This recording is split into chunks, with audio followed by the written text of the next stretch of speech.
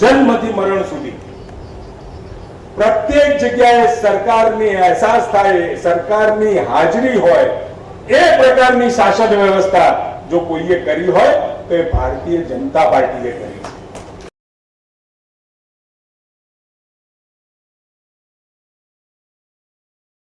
બિહાર સુધીના મજૂરો અહીં આવે છે, એની મજૂરની બેન દીકરી હોય, એની પ્રસૂતાની પીડા હોય ને, તો એ પ્રસૂતાની પીડા એમાંથી મુક્તિ આપવાનું કામ અમારી રાજ્ય સરકાર કરે છે. અમારી બહેનો છે વાડીએ પહોંચી એને દવાખાનાની અંદર પ્રસૂતિની પીડા છે એમાંથી મુક્તિ અપાવે છે.